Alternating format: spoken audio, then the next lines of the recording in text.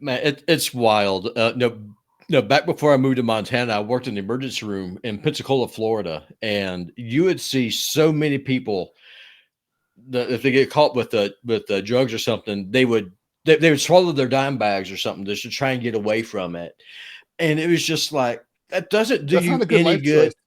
No, that does you no good at all. And the funniest or most infamous story, if you want to call it that, this dude, he did that. He swallowed a dime bag, and then of course immediately what you do is that you pretend like that you faint or go into a coma or something, because then they can't. You have to go to the hospital first. Long story short, they put a catheter in this dude, Oh God. and because a lot of times that's enough to wake a guy up. You'll start showing some life. This guy took it like this dude took it like a trumper. Did not move, didn't flinch. I could not have done that. Just saying. Well, long story short, catheters are held in because there's a balloon at the end that expands at your bladder. Well, this dude obviously didn't know I hope that. this is something I never have to experience personally. So he was laying down in the trauma room. Like 3 hours later, he gets up and runs with his catheter still in him, with predictable results when that balloon ripped out. It was a hellacious mess. That was, yes. Every man watching this stream right now can imagine what happened. He will never have my balls are crawling back up inside. Yes. Oh my God. So Achilles, this is the kind of high-end content that you're coming to today. Welcome. This is what I have to follow. All right, let's 100%. 100%. Keep it classy. Keep it classy. Let's bring in Aquiles. Aquiles Larrea Jr. is the founder and CEO How am I of Larrea supposed Wealth to follow Management this? in New York City. I have no idea. Oh, we have no doubt you can do that. You're a man of many talents. I'll tell our personal grocery stories. Yeah. So he's a personal CFO to Latino executives and entrepreneurs with over $1 million portfolios, a St. John's University graduate. And I don't know if this is true. I found this on AI. 3rd degree black belt. Is that true? I'm 5th now. I was supposed to be going, but remind me never to cause you offense.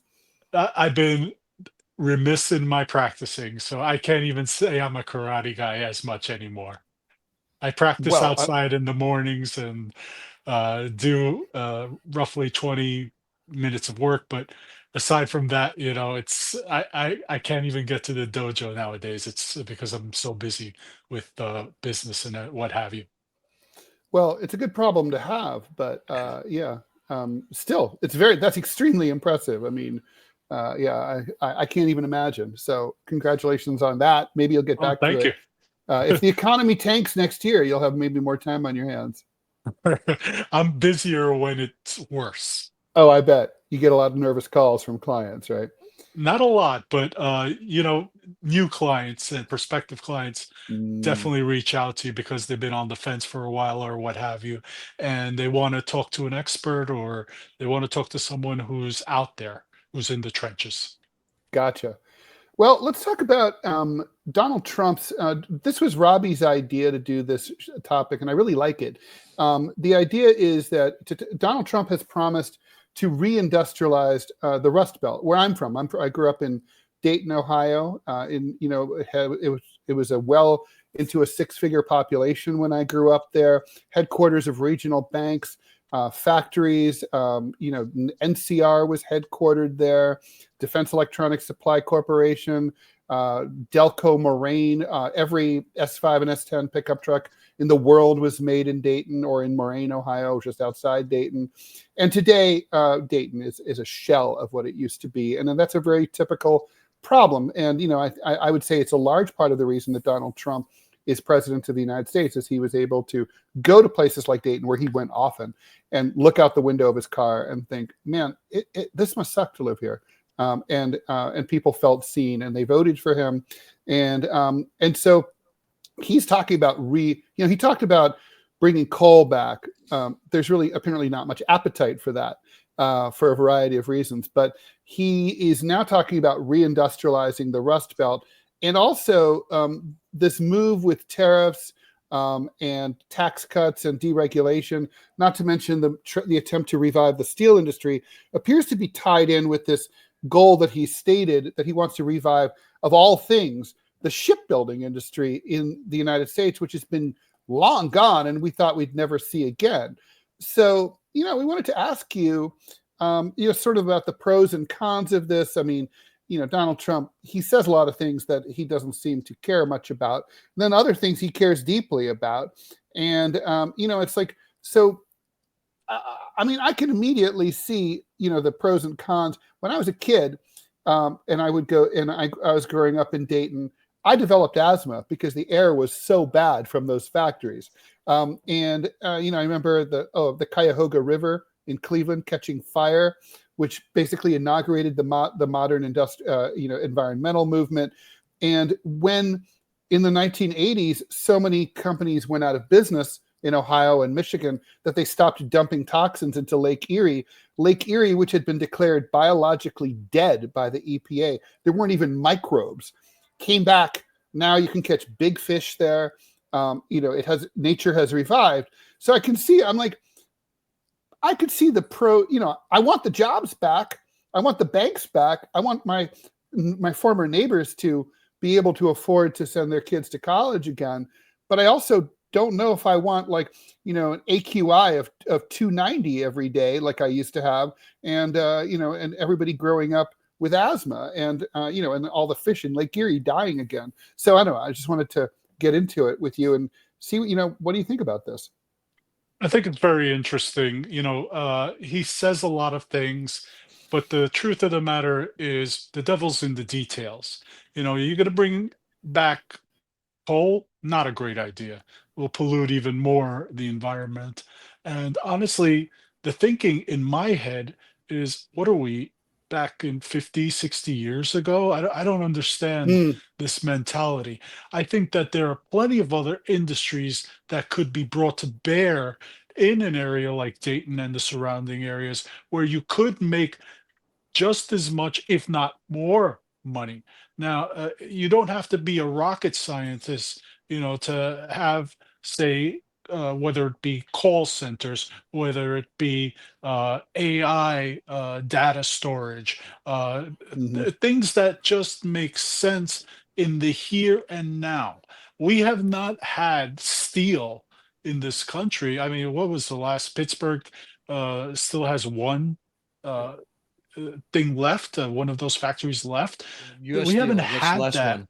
Yeah, we haven't had that for the longest time, and simply because it is much cheaper to produce in other countries. You can't force an industry to bring it back here unless, what are we going to do? Are we going to pay these people slave labor wages? Because that's what you would have to do to really make it work here. All right. There would have to be some sort of industrialized zone of sorts to get away with this. But if you think about it, we're also inviting back not only environmental disasters. I mean, you talk about Lake Erie. I mean, you could talk about several areas that were declared. The whole reason why we have super funds was Mm-hmm. because this kept happening again and again throughout the country because there was no corporate responsibility. All right. The corporations were getting away with it. They're still getting away with it, just as not on a larger scale as they did back in the 50s and 60s, where it was known that a lot of these things could contaminate the water. It could contaminate, your foodstuffs, food supplies.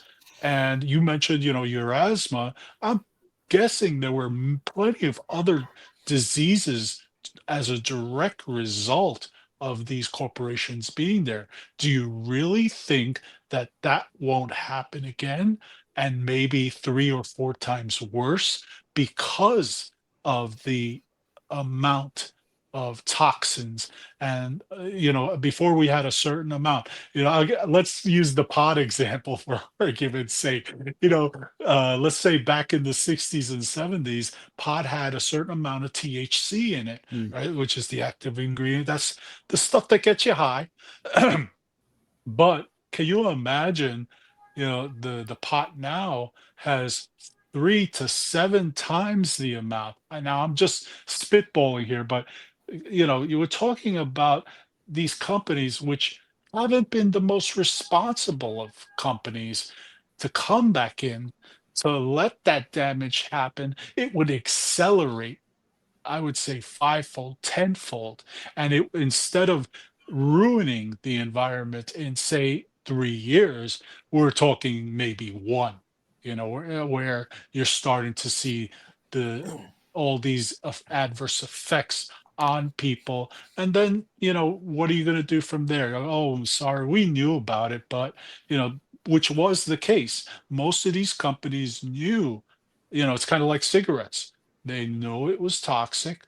They knew it caused cancer. They knew that there were plenty of adverse effects from smoking, yet they still function. And once they got you hooked, you were in there, and to the day, that is still the case. And then I don't have anything against that. If that's your thing, I'm not going to tell you, don't smoke. All right. But so long as you know the risk that you run by doing so, then that's on you.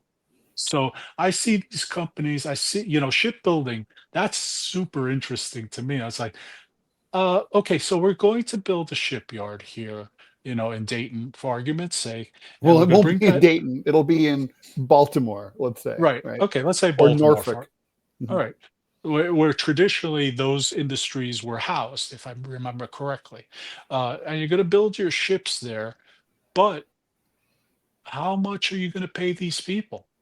If we go do it somewhere else in the world, we can get it for a third of the price. Well, I That think the is argument still the would be, case. and Basically, I can really argue this both ways as I set it up, right?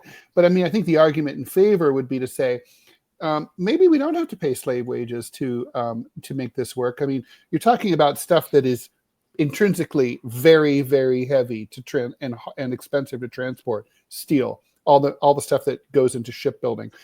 So if you made steel here, and you hire American workers to make the steel, you hire American workers to truck the steel or railroad it, through intermodal transport to shipbuilding facilities. I mean, it seems to me like it could be, it could be, you wouldn't necessarily have to pay, low wages, because there's economies to be made because it's already here, right? I mean, so I don't know. I can see It how it could hasn't been work. here for a very long time, and I don't see how economically this is going to be a viable thing. Mhm. You're talking about major components for a huge endeavor. Yeah, I get Yeah. that we could conceivably do it here. I don't think it would be to the company, whoever's manufacturing it, it's not going to be to their benefit, because really, how much are they going to get back as far as their investment is concerned? It You does feel know, very 20th century, right? It's like, it, instead of like going with the way things are and adapting to that, it's like, yeah. let's go back to the way things were.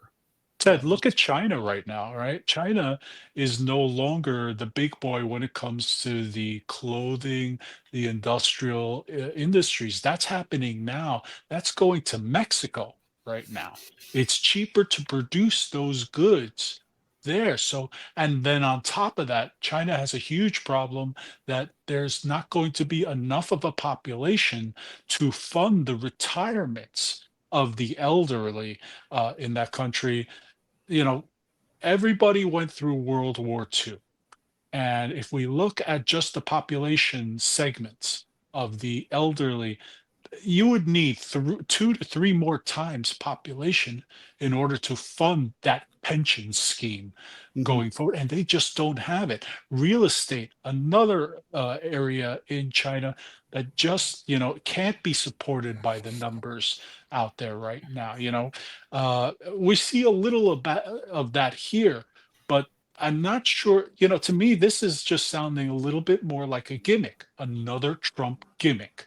This doesn't. I don't care what you think of the guy. I think you got to have ideas, of course, but I think these are not the ones that will carry us in to the next century, which is what I here's believe that he should be doing. here's the view from Middle America where I am. I'm in the part of the country that everyone always forgets. The tone on the street here, and I guarantee you this is going to be the same whether you're in Montana or in Ohio or Kentucky or Illinois. Pick your flyover state. The tone on the street here is that inflation goes up 2 to 4% every year. Our wages are shrinking because the wages aren't keeping up. So then it becomes a struggle. You can forget about buying a car. You can forget about ever buying a house. It's never going to happen. I will never own a home. That's just it is impossible unless something just drastically changes. It's never going to happen for me. And there's millions of people who are like that. And so they see, all the talk going on about this 21st century economy. But the problem is that the American middle class is being destroyed in the process by it. At least that's how it feels. Like, right now, my wife and I, we're going over looking at our budgets. We're like, okay, so with the price of food, rent goes up every year. I simply do not care about what the economy is going to look like 10 years from now. I care about right now, where that's Trump's power. Is like, I hear you, I see you. Wall Street has forgotten you.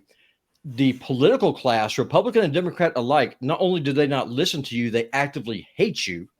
That's the feeling on the street. And so whenever Trump comes out and says, I'm going to rack up these tariffs to make it so much more expensive for companies to outsource those jobs, or like to your point, to foreign workers because it's cheaper. That way I can bring these industries back and start bringing high paying jobs where you could actually, I don't know, buy a car or be able to invest in the stock market or be able to actually start building a life. And so, like to Ted's point about the environment, I'm in Montana. It's beautiful here. You can't eat the scenery. And so that's what people are looking at. Is like on the Crow Indian Reservation. When the coal mine there got shut down, the unemployment rate there is about 80% now. It's insane. And so people in the middle of the country, like, we hear what the analysts are saying. We don't care because we cannot afford to live. And if Trump is able to deliver on some of this stuff, I promise both of you is that Trump will win the midterms, and his MAGA faction, love it or hate it, will become a force that cannot be stopped because Trump will capture that working class anger and build on it. Where am I going wrong on this? I don't think you're going wrong on any of this. You see it firsthand. I see it here in New York City. I mean, the have and have nots, there's a big disparity that will continue to grow. And you know who the biggest culprit in this? Corporations, because Yeah. wage stagflation is at all-time highs. We've seen that they are not keeping up. They're showing it's a mixed message because you're seeing they're showing record profits. They're paying their CEOs X amount of money, and this in turn is showing middle America that, like you said, the companies, we don't care about you. Wall Street doesn't care about you. This has to, the answer is not easy. The answer is actually begins on the grassroots level, in my opinion, from the local congressperson there. I'll give you an example. In New York City, you have congressmen here who are still going out to the food banks here, who are still in touch with the people, like her or not, AOC, right? Uh, she is in Elmhurst, Queens. She is in Queens in general and the Bronx all the time. She does not sit from a perch in Washington, D.C. Anytime the Republicans have tried to knock her out of the race, she has destroyed them by usually 80 to 90% versus their candidate. All right. Why? Because she understands, and she talked about it a little bit. I saw on social media the other day, she was talking about this thing where if your prices keep going up, and that with the tariffs, to me, make this move on the tariff unconscionable. It doesn't make sense to me. All right. We are not, this country was built on tariffs. If you think about it, back in the 1800s, the 1700s, there was no IRS at the time. But at the same time, we are not in the same world. You would be dragging us back 100 years to a place where kids were still working. All right. 9 to 5 or 12 hours in the factory, severed hands, fires occurring in factories with no payments going out to families. Do you really want to go back to that? I think people love the idea, hey, put me to work, put my kids to work, or whatever, whatever it Sure. needs to do. But if a company came out, to middle America, there's going to be a lot more concessions. What they should be doing there is creating special tax zones for these companies and a living wage that everybody can be proud to have. Yeah. But how do you do that? Like I said, you create a special tax zone, you create a special industrial zone that benefits the companies, but in turn, you got to have an agreement and say, hey, we're giving you all these breaks, we're giving you all these things, but you have to hire local people, for X percentage of your workforce. I mean, Mhm. I don't want to see people coming in from New York. And I don't X want to see number people. of them.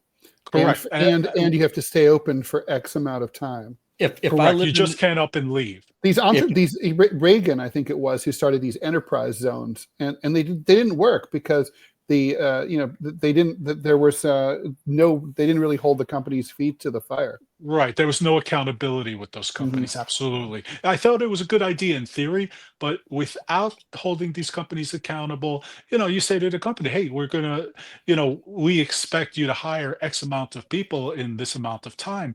And if you don't do it, guess what? One segment of your tax, or we're going to increase your taxes by the percentage that we agreed upon. Once again, the devil's in the details. I think this might be more effective than just say we're going to bring all these industries back. And if you look at like the car industry going back and forth, they go back and forth from both Mexico and Canada, Mhm. for the parts and the like that are made in this free trade zone we used to Mhm. have. Mhm. Now no longer, because we're looking for someone to blame so we can get more tax cuts for the rich. Let's call it what it is. All right. So in my opinion, the only way to fix that is everybody sit down. At the end of the day, this is about money. Sure. Sit down, let's Always. talk about it. Let's create a special agreement between Mexico, the United States, and Canada that everybody benefits. So that way, middle Canada benefits. Blue collar workers benefit more than anything. You know what? Blue collar built this country and built many countries. You having good people who work and earn a decent wage, a living wage, is the way out of this, in my opinion. I agree, and I I think this is about money, but I think more than that, Achilles. I think in this case, it's more about stability because there's so many people who are giving up on voting. They're giving up on the system. They're completely unplugged, and all they feel is despair, and then that despair then becomes anger. And if someone's listening, Angie Wong, I know you're watching right now. If you want to unseat AOC in New York City, I can tell you how, and I can answer your question also about tariffs. AOC going to the food or going to the Bronx and stuff, doing her little photo ops is great. But you want to know how you take her out? This is how you take her out, Angie. Listen to me. If you want to win that seat in New York, you go there and say, instead of you being here in this food line, how about if we bring these apparel companies there in Mexico because of the tariffs? Let's raise the tariffs. Let's make it more affordable for these companies to be here and start building apparel factories here in the Bronx again.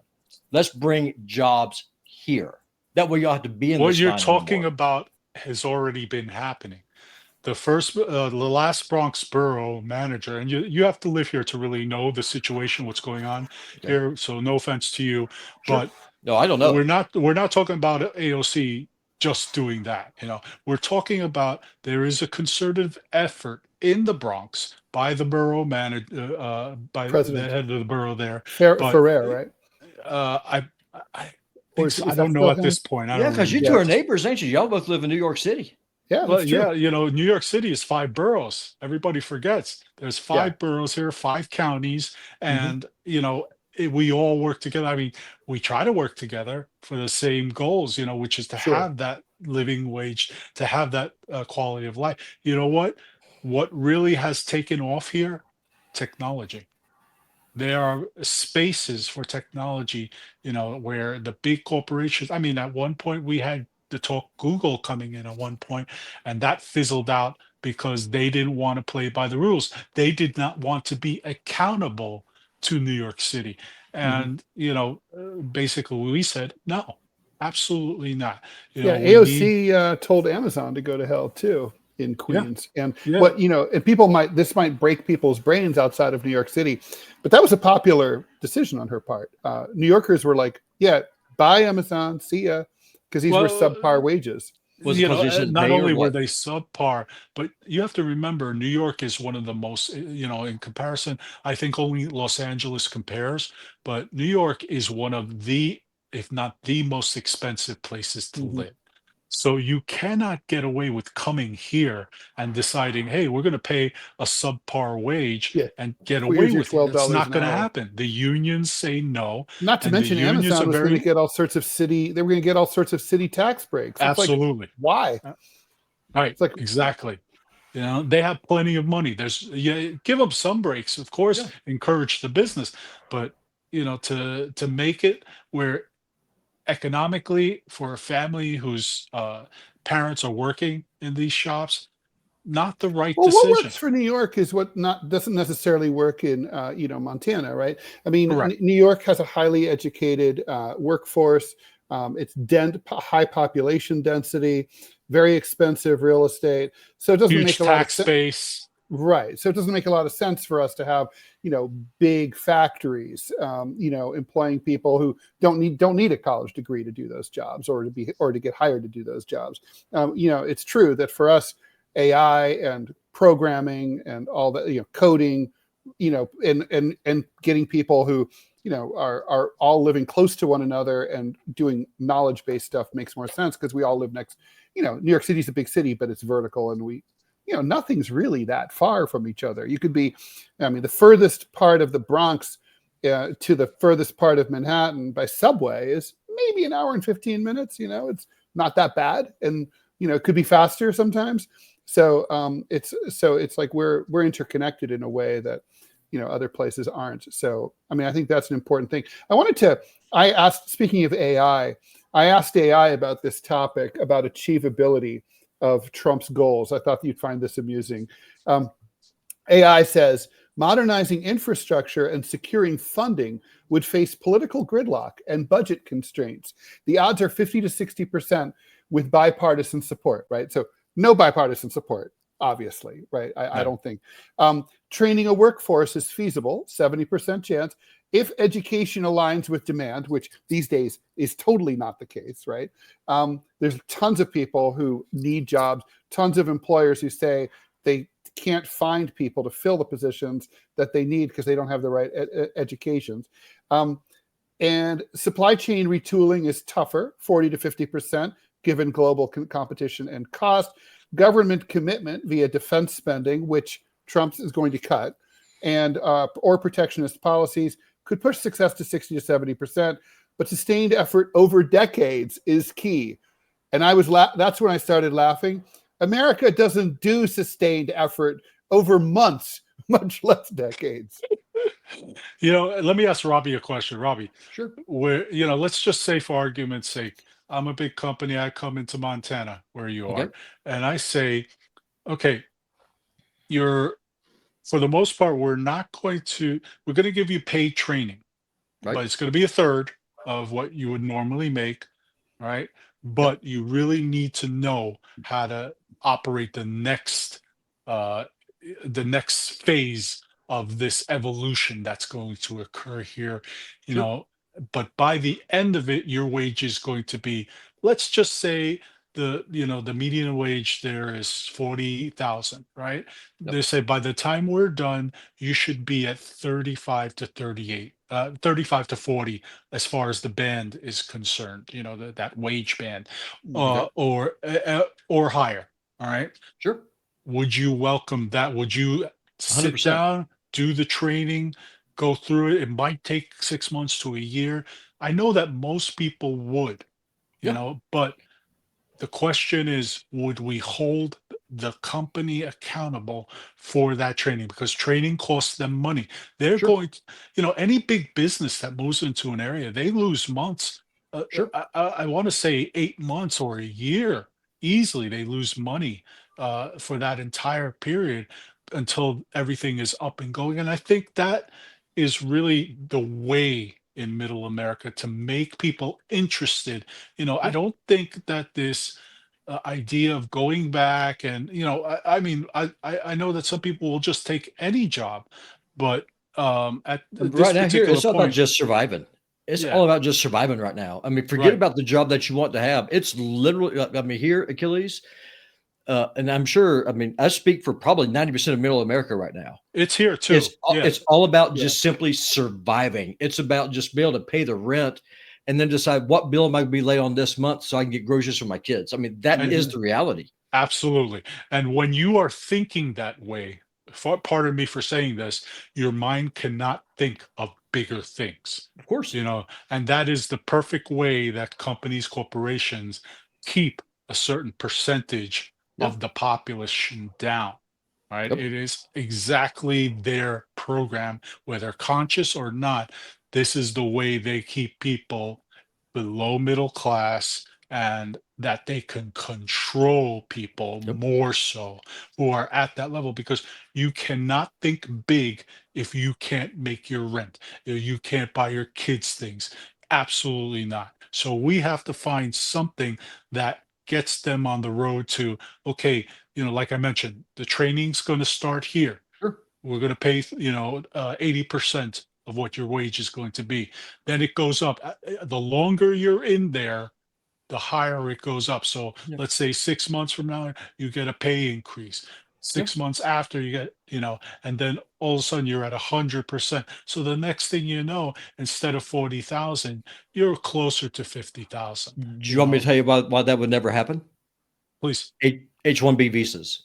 It is cheaper for companies, and this is one of the reasons why people on the right, like me, absolutely hate them. And I'm sure there's a lot of bleed over on the left too, because there is no incentive for companies like what you're talking about to come in and start training people, investing in that human capital, build that workforce domestically. If you can hire a foreigner that already is trained for 60%, and they're already able to bring that full load in. So Right. that's the daylight between me and Trump. Like I'm a MAGA conservative. I'm not a Republican. I hate the Republican Party. I despise them because, I mean, they made it very clear they're not for me.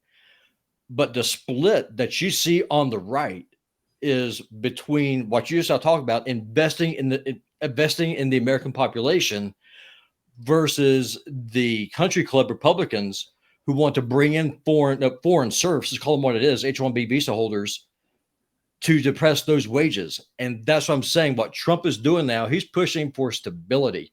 I think that if he's able to win the working class and say, listen, I'm fighting for you, and these asshole Republicans and Democrats are the ones who are actively screwing you, they're voting against what I'm trying to do, he will win the midterms. And to borrow a Trumpism, he will win bigly, because this is about building a I don't movement for disagree. him. I don't disagree. I think when you appeal to the segment, a large segment of the population that's suffering, that's going through this, and that the corporations are not on board with, like you said, having these visas Well, they're incentivized not reduced, to. redacted, and the like. But here's the thing: at some point, we have to get on board with getting some people I aboard agree. domestically. And the Things are going to question now explode. goes back to the corporations: are they willing to go and do this? Yeah, either And that or they're going to deal with political instability that's going to hurt their bottom line in a major way. We're going to have to leave that there, Aquiles, but thank you so much for joining us. Always a pleasure to see you. Aquiles Larrea Jr. is the founder and CEO of Larrea Wealth Management here in New York City. Since 2002, he's been a personal CFO to Latino executives and entrepreneurs with $1 million plus portfolios, a graduate of St. John's University and a 5th degree black belt. He's a frequent media contributor on wealth strategies. Let me throw something out real quick. Too, quickly. Ted, real quick. Okay. I'm reading Achilles' book, Wise Up With Your Money. So I'm reading 2 books right now. I'm reading Ted's book, it's not out yet, and I'm reading his. And if you are interested at all in finance and trying to figure out just how to make your dollar stretch a little bit, I'm telling y'all, buy his book. It's on Amazon. Great read. I am not paid by him to push his book. I'm just telling you, it's a damn good book. Go buy it. I appreciate that. All right. And with that, talk to you soon, and have a great day, Achilles.